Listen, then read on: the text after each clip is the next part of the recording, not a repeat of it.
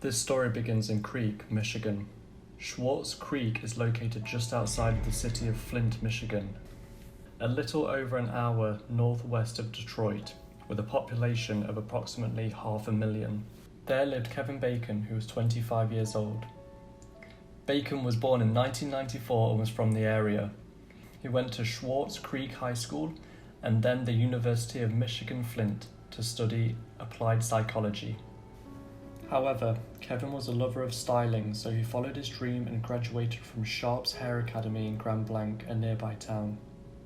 During 2019, he was working at Uniquely You, a salon in Schwartz Creek. He was close to his parents and his sister. He had tons of friends, tons of cats, and a dog who was lovely. Kevin was a very funny guy. His friends would always say he was very supportive of them and that he was always there for anything they needed. Kevin wanted to get out of Schwartz Creek and go to Chicago. At least that was his plan. Christmas Eve 2019 is where the case begins. Kevin Bacon went to meet a man he had been chatting with on Grindr, the gay dating app.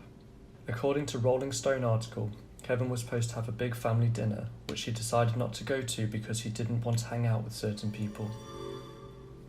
He lived with his good friend Michelle, so after work he decided to go back to his apartment.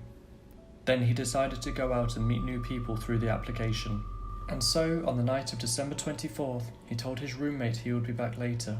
He got in his car and drove. That would be the last time he would be heard from. Around 6:20 p.m, a little bit over an hour after he left, Kevin turned off his phone, which was quite unusual for him. It is also unusual if you're going to meet strangers. You might want to have your phone handy. You never know what kind of weird people are out there.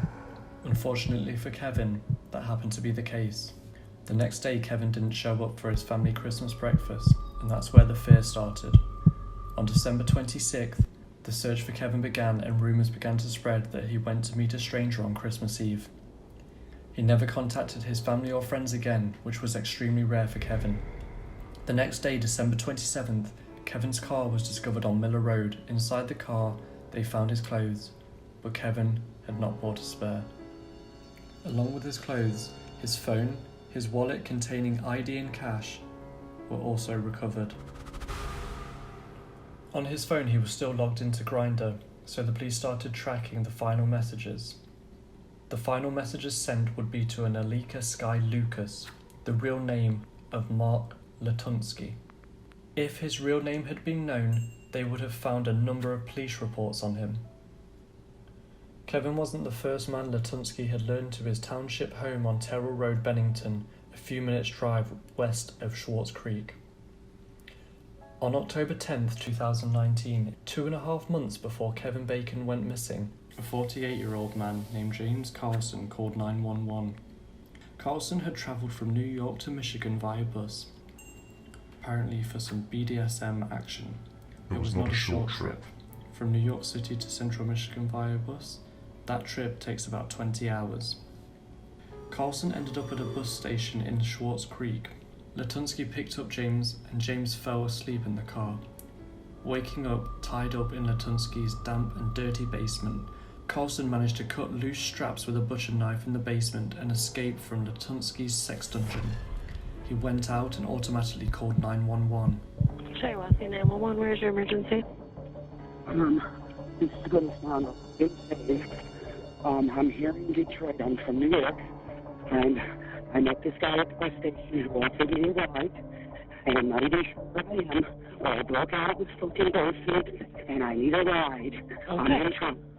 I'm in trouble. I can't even find my way back to his place if I wanted to. Sweetheart, I need help. Okay, I'm going to get you help. Are you walking down the street right now? Yes, ma'am, I am. I don't know whether he drugged me. I don't know. I woke up in the fucking basement, okay? Chained in the basement with a leather thing around my ankle, and I cut it with the butcher knife that I have in my freaking hand, excuse my French. And I met this guy. I'm by, he was cute, he hit on me. I don't know, we went out to the car, we talked, we went to the store, I had a soda. I woke up in the basement. Okay. He obviously drugged me. Do you know what his name was? No. No? And I don't want to pursue it. I want to go home. Michigan State Police arrived within minutes and took the bleeding man with them. no charges were filed against Latunski for the incident. 6 weeks later, on November 25th, 2019, it happened again. This time, an anonymous man in the police data ran out of Mark's house calling 911. Police were able to trace the location over the phone. The man had run out of the house wearing nothing but a leather kilt. He ran to a nearby house asking people to call the police. When the police arrived again, nothing happened. Mark just said they were playing sex games in his basement and that the man had run out of his house because the leather skirt cost $300. County 911. I'm trying to get away from some creepy guy. He had me tied up in his basement. I'm sorry, what's that?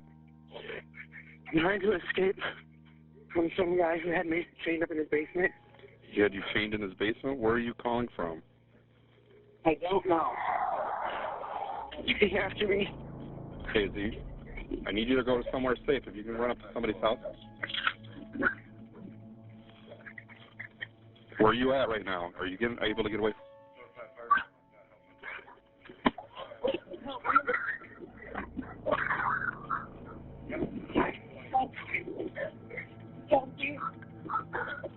Help me. Pounding at my door at 4 in the afternoon, and I jump up. My dogs are barking like you probably hear, and this kid has his face covered with a rag and a phone to his ear, and he's like, help me, he's after me, just scared to death out of it. These two men managed to escape. However, Kevin Bacon unfortunately did not. It is heavily criticised that if these men were not gay, that the police would have caught Latunski. But since these dates were of gay men playing sex games in a basement, the police did nothing. Much like the Dharma situation, where someone runs out of a house and the police don't believe them. But who is Mark Latunski, alias Alika Sky Lucas? Mark Latusnki, who is in his 50s, was born in 1969 in Michigan and has a long history of mental health disorders. He has been hospitalized for his mental health 4 times after being diagnosed with chronic major depression, with adjustment psychotic features, depression and anxiety disorder, paranoid schizophrenia, along with borderline personality traits. He attended the Central University of Michigan in the state of Iowa. He was a chemist by profession according to his LinkedIn and had worked in several laboratories, but was recently self-employed.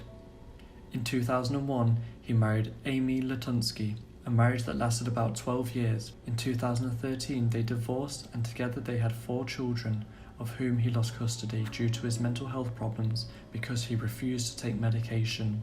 This would lead him to kidnap his own children and threaten his family with suicide. In 2016, he remarried a man named Jamie Arnold, who he met on Grindr. At first, Jamie said that things were going great and that Latunski was sweet, but he also said that he couldn't keep up with his BDSM lifestyle, so they broke up.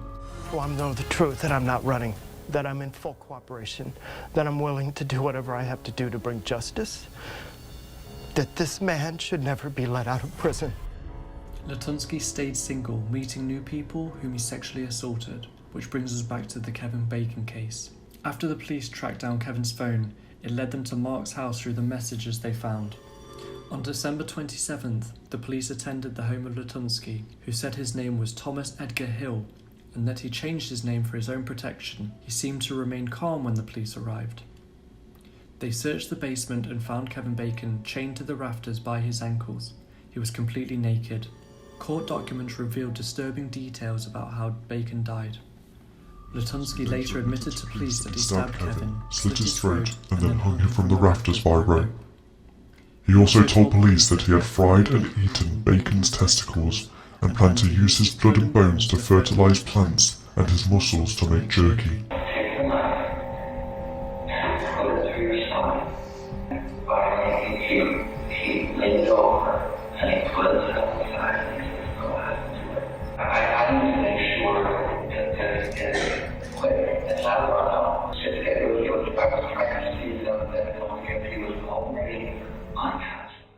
Police previously said it appeared Bacon knew Latunski was involved in a violent sexual fetish and that other people might have been harmed by him. He was charged with manslaughter and mutilation of a corpse. Latunski was initially declared incompetent to stand trial in 2020, but the court later reversed that decision. Quote, The court finds that this is a calculating criminal, end quote. Judge Matthew Stewart.